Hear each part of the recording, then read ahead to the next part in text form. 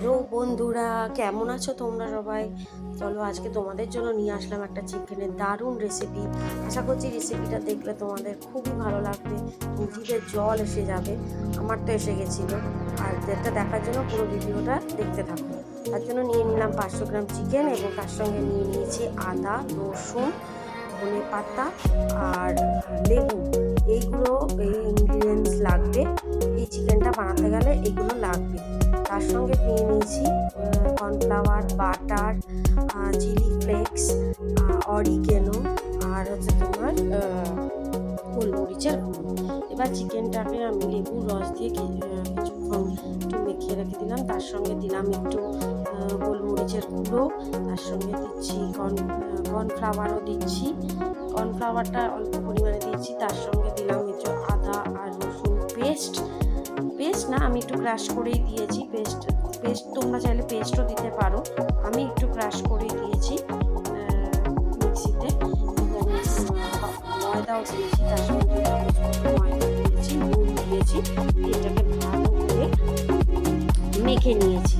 মেখে নেওয়ার পরে এটাকে কিছুক্ষণ রেখে দিয়েছি। রেখে দেওয়ার পরে এবার কড়াইয়ে সাদা তেল দিয়েছি, রিফাইন অয়েল দিয়ে এবার সেটা একটুখানি করে ভেজে নিলাম, মুচমুচে করে ভেজে নিলাম, সোনালি ব্রাউন সাথে ভেজে নিলাম। ভেজে নেওয়া অবধি এটা দেখো।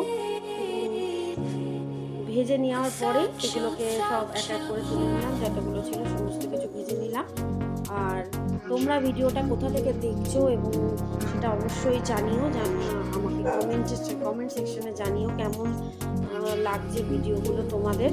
আমরা যে ভিডিওগুলো দিচ্ছি ওগুলো ভেজে নেওয়ার পরে ওগুলো দেখতেই পেলে যে ভেজে নেওয়ার পর লাল লাল করে ভেজে নিচ্ছি। এবার কড়াইয়ের মধ্যে দিলাম বাটার, বেশ খানিকটা বাটার দিয়েছি।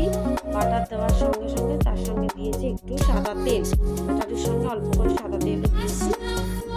দিয়ে গরম হতে দিলাম। তারপর দিয়ে দিলাম রসুন কুচি, অনেকটাই দিয়েছি রসুন কুচি, এবং তার সঙ্গে দিলাম কর্নফ্লাওয়ার গুলে দিয়ে দিয়েছি।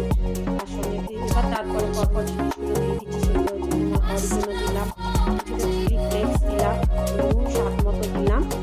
আর নুন দেওয়ার পরে এটাকে একটু নাড়াচাড়া করলাম। তারপরে একটু ব্যালেন্স করার জন্য চিনি। এবার ভাজা চিকেনগুলো দিয়ে ভালো করে নাড়াচাড়া করে নিলাম। ব্যাস, মোটামুটি অলমোস্ট ডান। এবার দিয়ে একটুখানি ধনে পাতা কুচি দিয়ে দিলাম। ব্যাস, আমাদের এটা চিকেনের যে রেসিপিটা কমপ্লিট হয়ে গেল। দেখে তো প্রচণ্ড ইয়াম্মি লাগছে, খেতেও ভালো লাগবে। তোমরা এইভাবেই বানিয়ে দেখো, খেয়ে কেমন লাগছে অবশ্যই আমাদের জানিও। Thank you for